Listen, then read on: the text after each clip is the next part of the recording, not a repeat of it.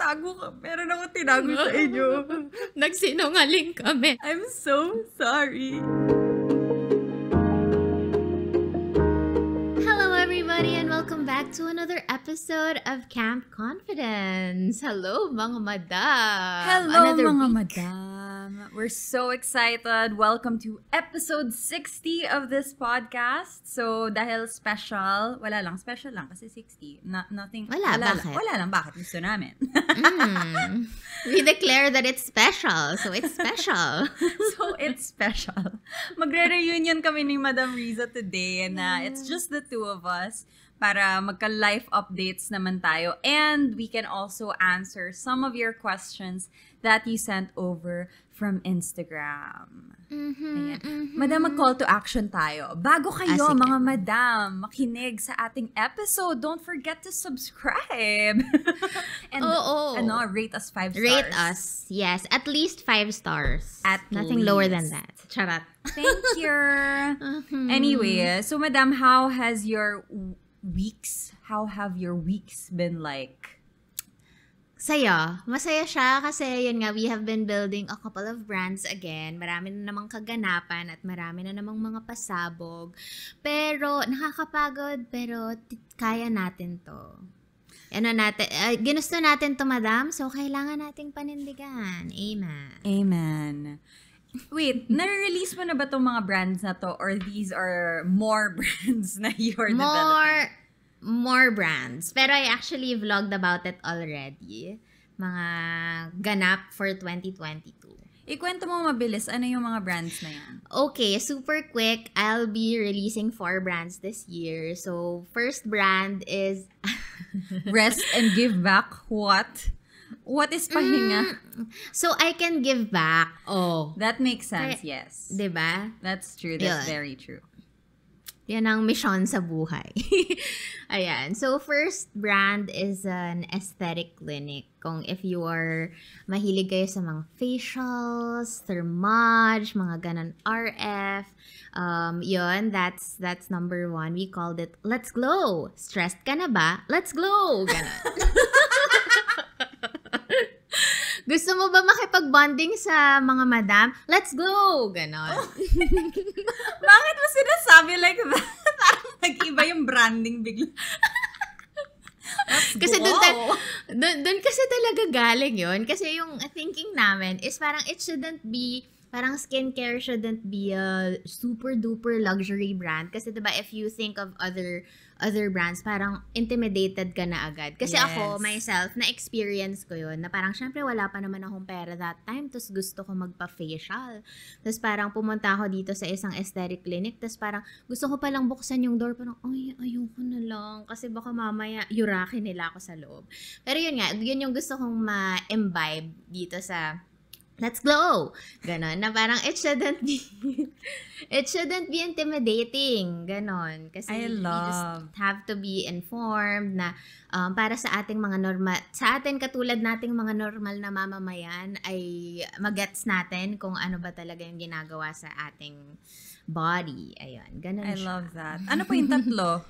Yung tatlo, yung second is a men's skincare line, si Lando Batong Bakal. Finally, we'll be having, ma-release na namin siya this year. Third is, it's called Casual Lifestyle. So, Casual Lifestyle is a furniture brand. So, it's talagang inano na dito, elevator pitch. Elevator pitch. So, it's a smart furniture brand na think IKEA pero pang small spaces. Kasi ako naman yung pain point ko before was I have a small space tapos wala akong mapaglagay ng mga gamit ko. Kapag may mga bisita ako, walang mahabang table na pwede silang ihaw. So, ang nito is smart convertible furniture. So, kunwari may maliit kang table, pwede mo siyang ma-extend ng pang 6-seater, ganon. Ayun, ganun siya. And then last but not the least, yung matuturn over na kasi yung beach property, madam. So, pero syempre hindi ko siya bahay lang. Parang syempre alam natin dapat asset yan, pagkakitaan, ganun. Yes. So, namin siya sa Airbnb. Ayun lang. Ayun lang naman, guys. Ayun lang naman ang Ano mga ba? apat naming brand releases ni Madam Pero Rizza. tandaan po natin na I have an amazing team behind me. That's why I can do it all at the same time. And I will never be here if not for them. And for you. Ayan, super appreciate talaga the team. Honestly, even for me, like, yun nga I think like, if we go back to our solopreneur days, syempre, gapang yun talaga. Oo. Pero, once you hit the point na you can delegate, you can ask for help, it's easier to grow. So, if you guys are in the gapang stage, kaya nyo yan. Until continue gapangin lang. Yeah, continue gapangin until lang. you can run with more people in your side. Kasi it is possible. Kayang-kaya yan. And actually, Madam, you also have to talk about all the happenings in your life as well. Kasi finally, makakachika na ako about this. Sige na. Ang tagal namin tong sinikret sa inyo, guys. Sorry mga madam. Di kami ganun pero nagtago ka. Meron ako tinago sa inyo. Nagsinungaling kami. Charot. I'm so sorry. Pero, okay. So, for the last year, I have been working on a new brand. And it's a makeup brand. Oh my gosh, my family. As you should. So wait, pakita natin sa video kasi by the time naman na lumabas to episode na to, na-launch na namin yung products. But look, guys! Oh my God! Okay, so oh my gosh, ayan na po. Just to give you guys an idea, we are releasing a collection of bullet lipsticks. And the reason why, okay, so first of all, the brand is called Kayu Beauty. Kayu, short for Kayo Manggi, but also it sounds like Kayo. So like, all of us, ganyan. So the reason why we decided to start with a collection of lipsticks, we have 6 lipstick shades, is because of my personal pain point as a morena na hindi naman ako makeup guru, you know. I'm not a beauty connoisseur katulad ng partners ko. My partners are Rica Salomon, who is a professional makeup artist, and Kai Javier is also part of our team. She's our creative director, and she's a beauty connoisseur naman talaga, like beauty vlogger, ganyan. Pero ako, I feel like I represent the general Pinay population. The majority of us. Oo, na parang, you know, we're confused about the market. And as a morena, growing up, my problem was, sobrang overwhelmed ako by the amount of options that we have. And so, what we have is a collection of lipsticks that's meant to be wearable for every day, but they come in different shades. So, we have a warm brown shade, we have a pink, a classic pink that looks good even on morena skin, a red that is good for everyday, not super intimidating, very friendly. Kasi usually pagka red, natatakot ang mga tao mag-red, baka wag mukhang maldita, ganyan. But it's very nice, it's very wearable talaga. We have a nude that looks good even on morena skin. Hirap talaga sa nudes. We have a peach tone, and then we also have like a terracotta shade. So, ayun, we wanted a little bit of everything capsuled down. Kumbaga para siyang capsule collection of lipstick, so that, you know, when the average Filipino consumer goes and looks for a lipstick, na usually, diba, you have 1 or 2 na your go-to, ganyan. Our goal is to have like something na they'll always reach for, na they don't have to be confused. They don't have to think, bagay ba to sa akin? They just know that it's bagay. They just know that it's something that was inspired by them. That's why our tagline is inspired by you, because we are for the everyday Filipino beauty consumer. So yun, we're just so excited na finally it's out in the world. Yeah. Oh my gosh, madam. Can you just say sobrang proud ako sa'yo. Nung sinabi sa akin to ni Ayn, as in para siyang naiiyak na, oh my God, madam, I am putting up a company finally. Tapos parang this is just very you, na tama ka. It's a problem solved na lahat ng nasa stash mo is gusto mo talagang gamitin. Na kahit nagmamadali ka, oh my gosh, malapit na ako mag-shoot ng video or malapit na yung Zoom meeting ko, kahit anong kunin mo from the stash, bagay sa'yo, which is really good. And I know kung gaano mo rin to ginapang. Alam ko kung gaano kadami yung checklist and to-do list mo before the launch. And I'm just so proud of you, madam. Thank you, madam. Sobra. And can I just say, Congratulations. like, super, nagko-consult ako kay Madam Rizza via Messenger. Minsan, Madam, paano nga yung application ng ganito? Madam, anong document yung kailangan ko sa ganyan? As in, ang dami ko talagang consultations na thank you, hindi ka nag-charge. Pero yun, it pays to have like a friend who's smarter than you or like more experienced. Ganon talaga. Like, so Tulungan guys, lang. yung sinasabi nila na parang surround yourself with people who are smarter than you, better than you. It's not a bad thing to be like the quote-unquote dumbest person in the room because you always learn ganyan. And even with my team, madam, can I just say, like, I'm so parang hindi ako makapaniwala that we were able to build a team that works. Kasi we are 5 partners. It's a corporation, guys. Yeah. It's a corporation, which means I am actually president and CEO. Oh, what? Yes, wala lang. Sorry, hindi ako makaget over. I'm a CEO on paper.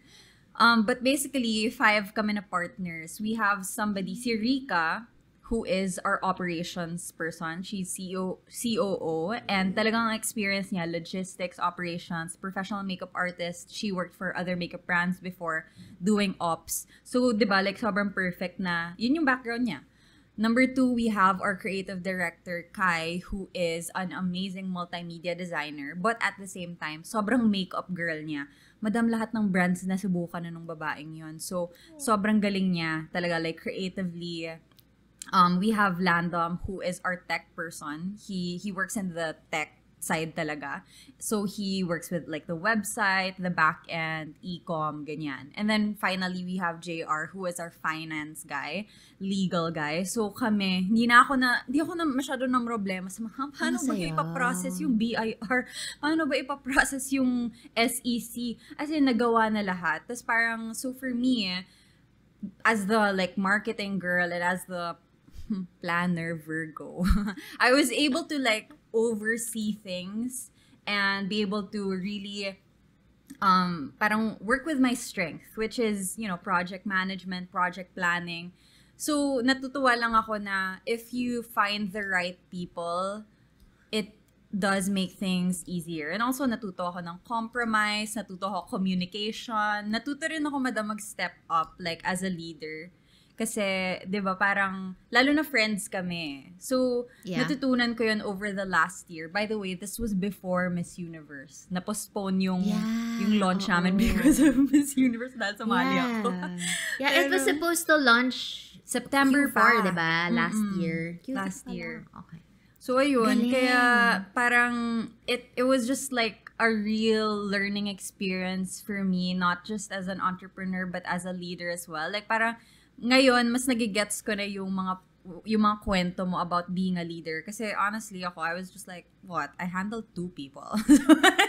So parang, what? Hindi ko masyado magets. But now that the team is getting bigger, ganyan, I get it now. Anyway, yun lang yung life update ko. We can answer questions na, madam, bago tayo malunod na naman sa chikahan natin. Truly, as a madaldal.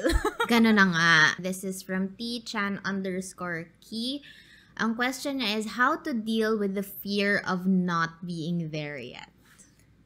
You know, for me, I turned the fear into excitement. Kasi, ewan ko, like, whenever I think about, especially going back to siguro when I was a fresh grad, when I was working in corporate, and I was commuting, MRT every day, naka-backpack ako walking to work, I was not there yet at all. Like, I was so far from my dreams. But I genuinely enjoyed that part because ang lagi kong sinasabi sa sarili ko, I'm gonna look back at this one day and tell myself, wow, I did that.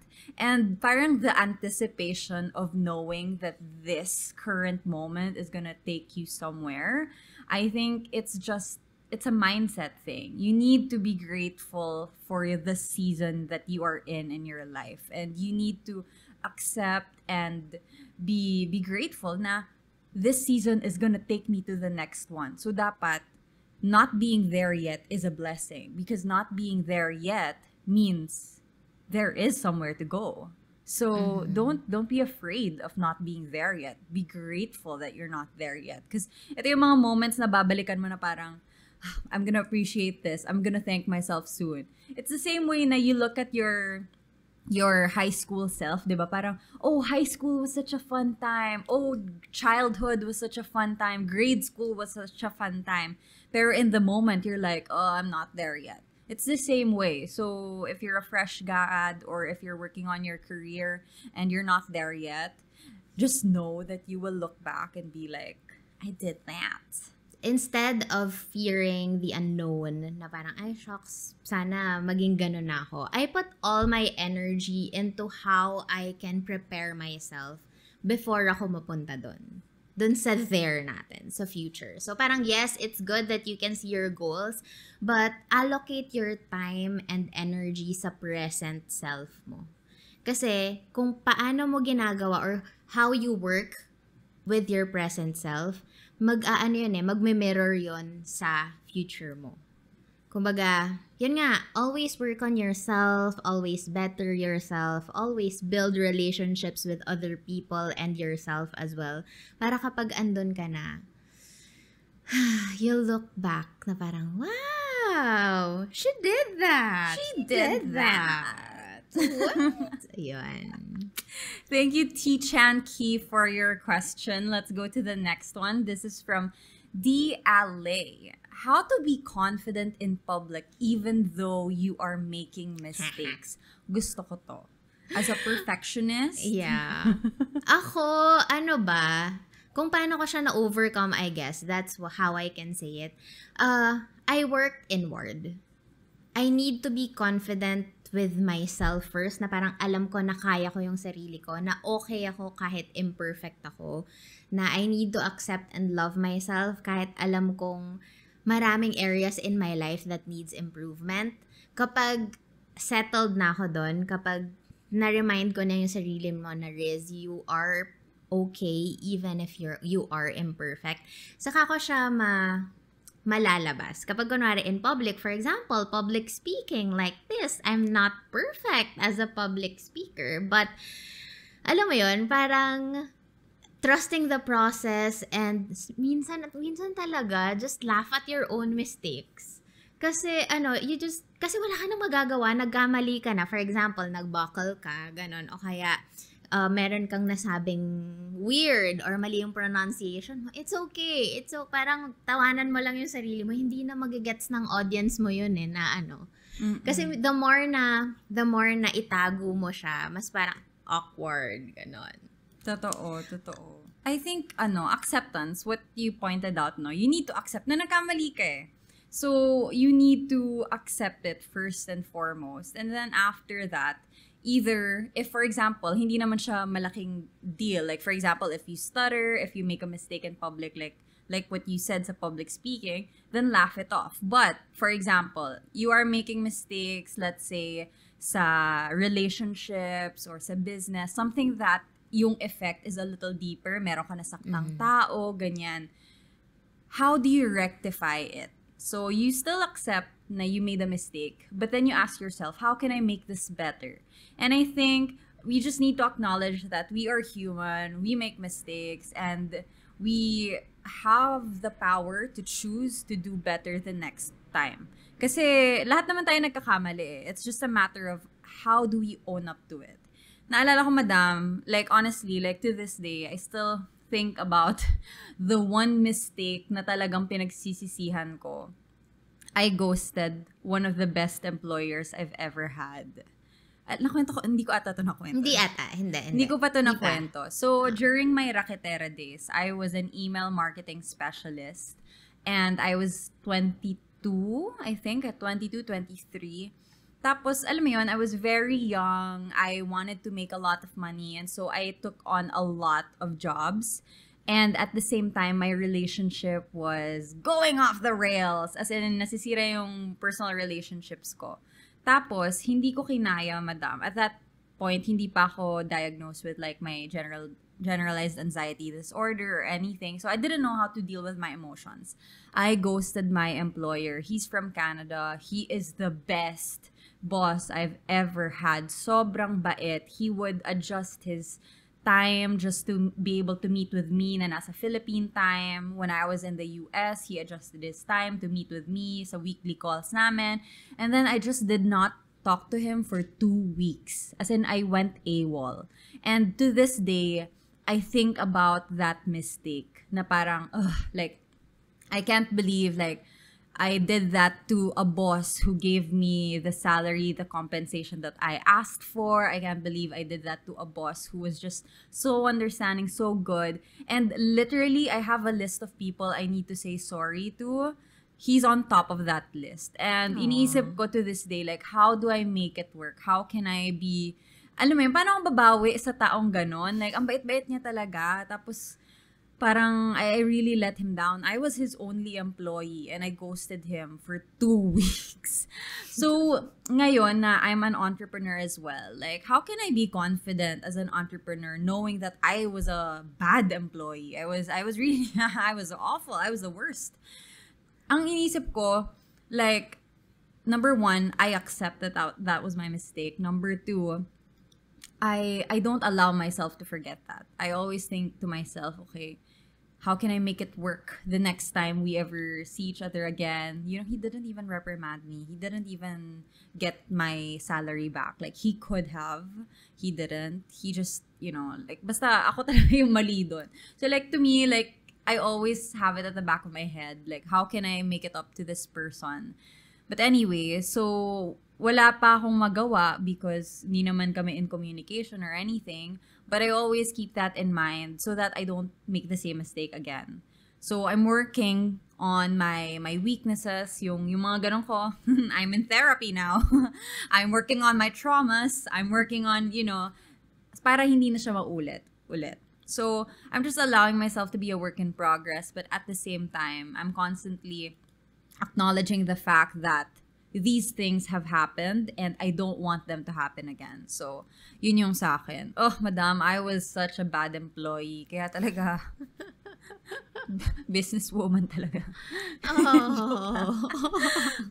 Nasad talaga ako dun kasi sobrang bait niya sa akin. Oh, so, parang wala na kayong conversation after those 2 weeks na parang siya, bye. Ay, hindi ka nga pala nag-bye. Paano nag-end yung ano? Nag-end yun. I sent a long email explaining my situation na, well, okay, so to give you context, it was a wedding company.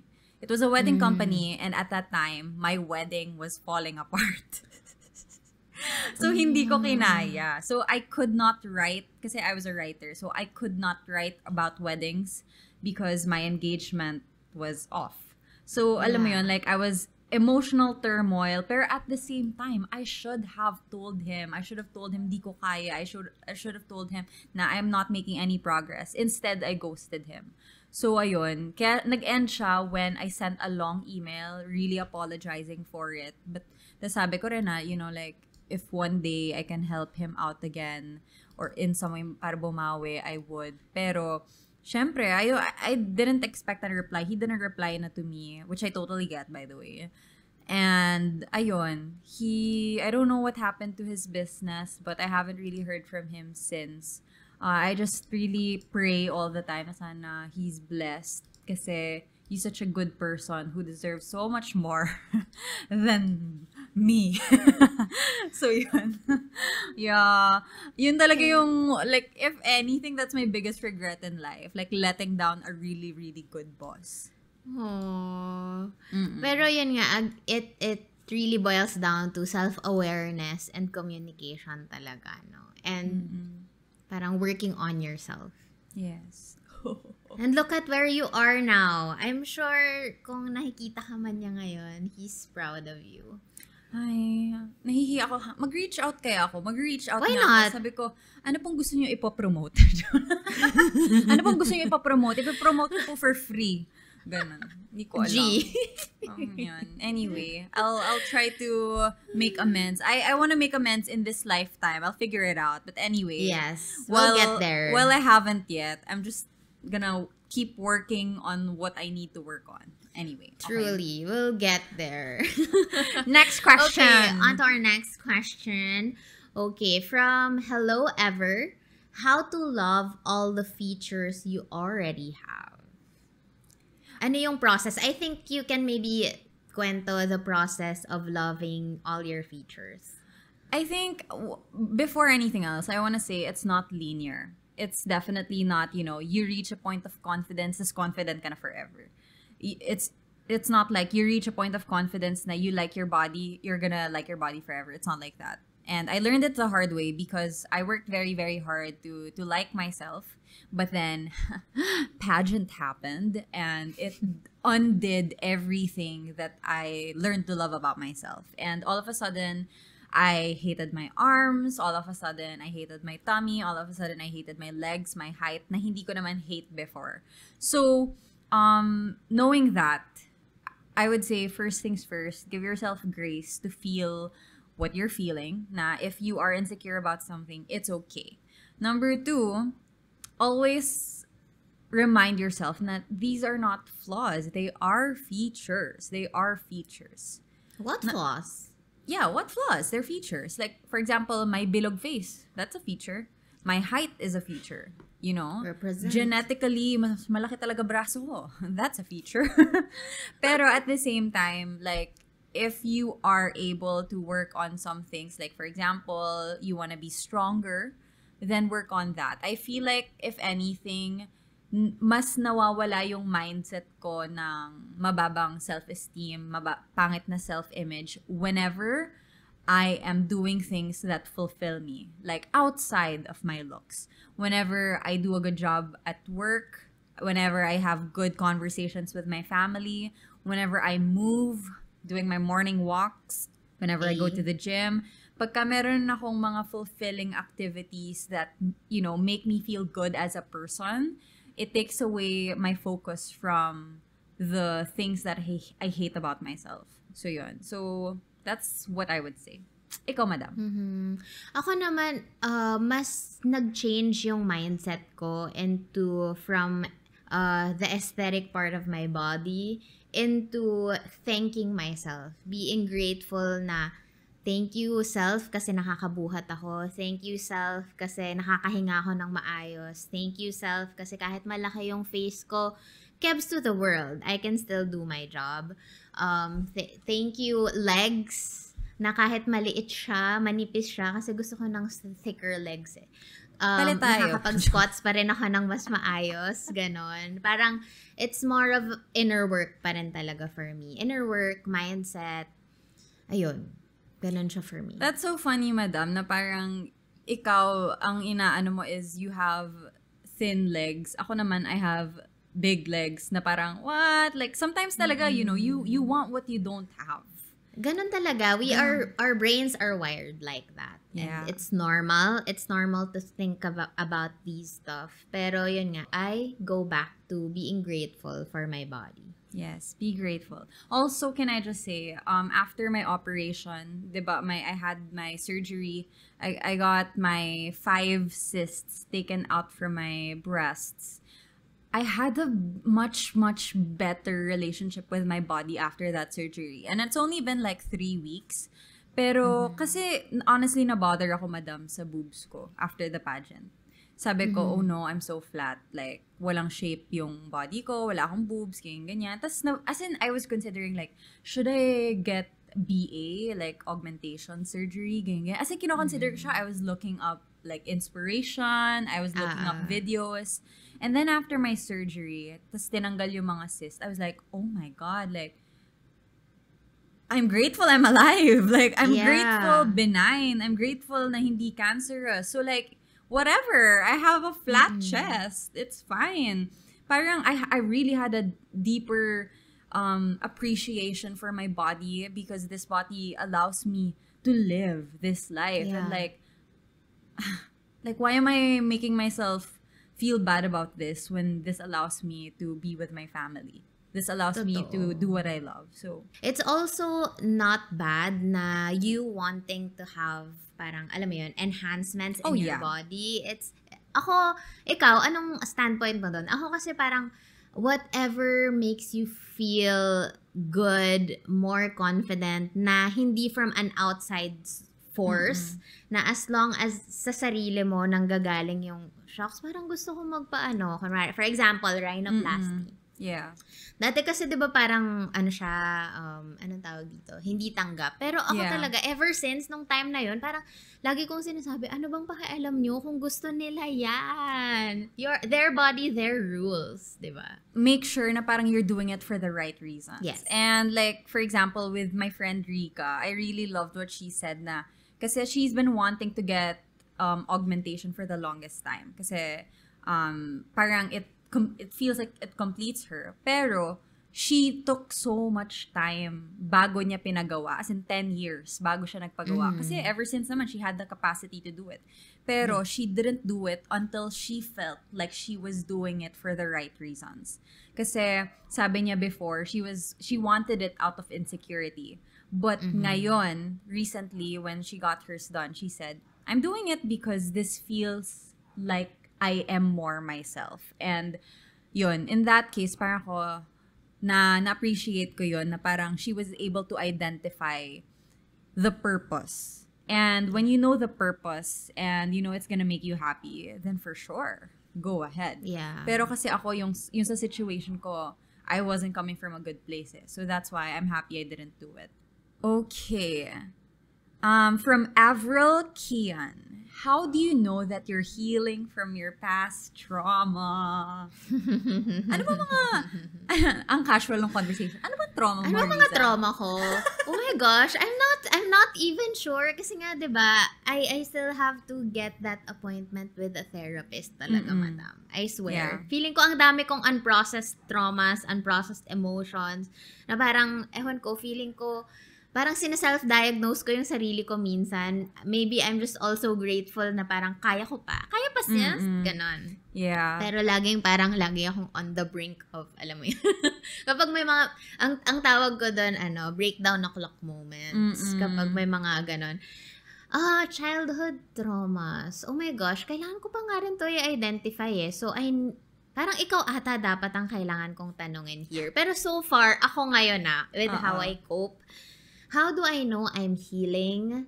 Maybe mas compassionate na ako with myself and with others. Although hindi ko pa na-identify kung ano man yun. Pero I feel like I'm in my head, I'm kinder to myself and to others. Compared before na inaaway ko talaga yung sarili ko, na parang ang bitter-bitter ko sa mundo, na bakit ganito, bakit ganyan, sila ganito successful, ako hindi pa, ganyan. Pero I realized na the more I get older, the more I get wisdom, I acquire wisdom, mas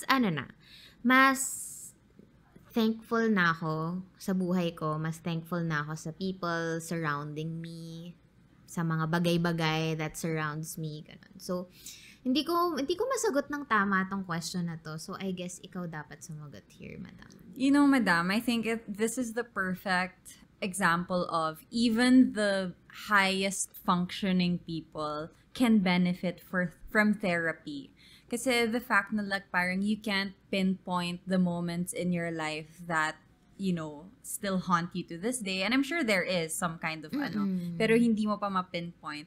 It's important to be able to process those emotions. And I guess for me, being in therapy for like almost 2 years, just go. It's such a long process, but it's definitely gonna help you. Like parang, I think it's just best na we stay attuned to our emotions, na we know kung saan nanggagaling to. But like if you react a certain way, it's because of this. Like yung mga ganon. Kaya madam, like even if kaya mo pa, alam mo yun, like kaya mo na mag-function, if you have the resources, the ability to get mental health help, like do so, kasi it's gonna benefit you, understand yourself more. So ayan, highly recommend. I'm learning more. Wait lang, parang may naisip na akong isang trauma ko. Tinan mo, therapy to Feeling ko, therapist talaga to si Ayn eh. Feeling ko, siya, financial trauma ko before. Ayun! Diba? Oh my God! Nung I was lugmok. I was lugmok. Kanya ka, girl. Ano, yung naano kami sa debt talaga. Tapos, now na I'm realizing na kapag kunwari may mga, kahit anong resources na nade-deplete, kahit hindi pera, kahit kunwari, paubos na yung gatas ko sa ref. Ganon. Kahit anong resource na nade-deplete, parang, dapat marami akong reserve. Dapat kunwari milk, di ba? Meron akong mga 4-5 sa stock area na parang hindi dapat maubusan. Ganon. Siguro parang doon siya nag-manifest. Yung effect nun, oo. Naku, madam, talk to your therapist about that. I mean, just like, kasi the whole debt situation, and you should go to our other episodes. Hindi ko alam kung which episode it was, but we talked about it in detail before. Medyo madaming pinagdaanan si Madam Rizza financially. So, you should process that, madam. I know. For context na lang siguro, I was in debt for 5 million. Yeah, 5 million or more. 2017, 2018, and I just paid everything off, Q2 of 2021. Yeah. So, lahat may pinagdadaanan. Yes. Anyway, yung sa akin, madam, I would say, I know na I'm healing from my past trauma when I can talk about it without getting triggered, I would say. Yeah. Kasi, grabe talaga, madam. Also, abandonment issues. Yun talaga yung ko eh. It's really my trauma. Like, I have abandonment issues from like my past relationship. And I'm not fully healed yet, I would say. But I think what I like about now, like in my current relationship, is I can be not paranoid. I was able to, differentiate na this is a different person, this is a different situation, and I am slowly undoing and unlearning my habit of catastrophizing. Kasi usually in my head, I would play out the scene na, oh no, it's gonna happen again, this iiwasan ko to, you know what, I'm just gonna leave so hindi ako maiwan. Yung mga ganon. Na it has been like my pattern for a long time, but then I really addressed it head first. As in, first of all, I went to therapy. Second of all, I luckily, I can't believe I'm saying this, luckily I have found a partner who was willing to work on it with me. So, even though I was doing my pattern of like, bahala ka na nga, I don't want to talk to you, block, ganyan. I blocked him for a month. Kasi ayokong ako yung ma-block. Ganon. Pero sabi niya, wait, akong bahala. Yeah. Si so, ako bahala na guy.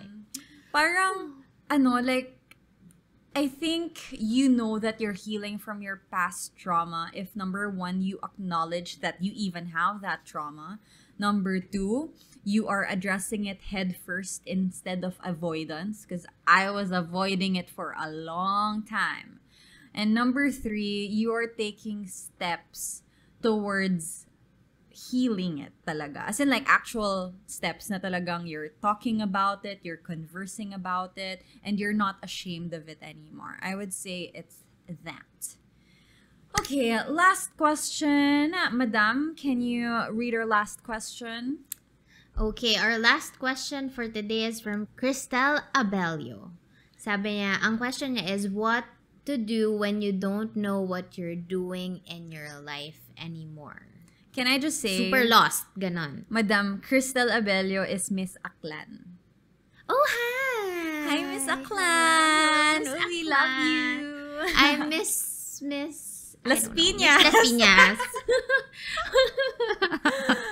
Okay, eto, before anything else, I just want to say, this is Miss Aklan. She is beautiful. She's successful in her own right. She was Miss Aklan twice, And yet, she asked this question, girl, ba't di mo na lang ako diniem? Pero sinend niya tong question na to. Sabi niya, what to do when you don't know what you're doing in your life anymore? And I just want to point out na even people who have achieved so much, this girl has achieved so much, it's still possible to feel this way. Na you don't know what you're doing with your life. It's possible to feel this way when you're young, when you're successful, even when you're old. This is a feeling that I think everybody has. That's why we have quarter life crisis, midlife crisis, all of the crises. Kasi ako naniniwala ako na our purpose evolves. Our why evolves. Kasi diba dito, we constantly keep on asking ourselves, bakit? Para saan ba to? And yung mga sagot natin doon, it constantly evolves. And sa ngayon, it's actually great that you acknowledge na parang, wait, I think I'm lost. And how do I figure this out? I guess questions again help. Pwede mo pa rin tanungin sa sarili mo na, bakit ko nga ba to ginagawa? Like for example, ngayon, if we have a podcast, para saan ba tong Camp Confidence? Ang sagot is para sa ating mga madams na baka kailangan ng tulong. Pero bakit? Bakit ba natin to ginagawa? Kasi for us, I think that it's part of giving back to the community. And kapag nasagot mo na yung mga questions na, di ba, 7 levels of why, tanungin mo yung sarili mo kung bakit mo to ginagawa ng 7 times. Hanggang sa lumalim. And dun, I think, ma-rekindle yung fire para masagot mo yung tanong na, saan ba ako papunta? Or bakit ko nga ba to ginagawa? Yeah. Then you can also assess yourself kung okay pa ba tong ginagawa ko, or do I steer away the ship, or do I go the other way? Yun. Yeah. Pero kung nasa moment ka ng uncertainty, nasa moment ka ng, ano ba talagang purpose ko ulit? Kasi may mga ganun ako may mga ganong times pa rin ako na, okay, dati ang purpose ko is to build brands. Tapos, ngayon, ang purpose ko is to not stop because I have 107 families in my wing. So, hindi ako pwede, ayoko na magnegosyo, bye, ganon. Kasi, mas leveled up na yung responsibilidad ko sa mga empleyado ko. Ganon. Yeah, ganon ako. We just need to accept na as humans, we are wired to evolve. We are wired to grow. And it's normal to feel that way. And it doesn't necessarily mean na nararamdaman mo to wala ka ng kwentang tao. It just means that you need to reassess your, alam mo yun? Yeah. Your questions. Sagutin mo ulit yung mga tanong na ng why.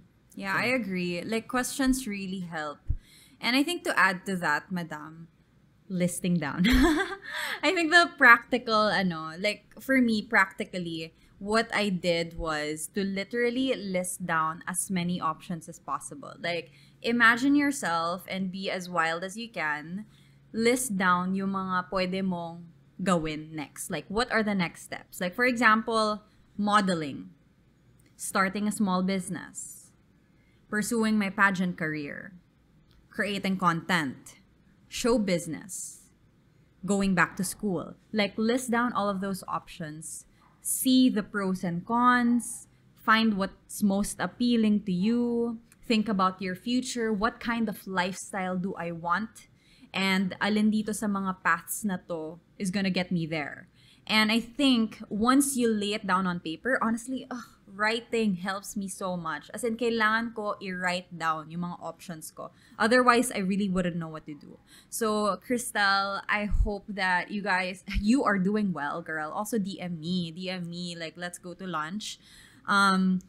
If you don't know what you're doing with your life anymore, sit down, step back, and list down all of the possibilities and allow yourself to imagine what it's gonna be like for you. And choose one. If it doesn't work, go to the next. And then go to the next, and then go to the next. Explore, as long as you have the capacity to do so. Another thing that people don't really know, hindi nila masyadong ine-explore, is just do things that makes your heart happy. Kasi life's super duper short na mag-sulk ka sa isang sitwasyon or sa isang relasyon na doesn't work. Yeah. That doesn't make you happy.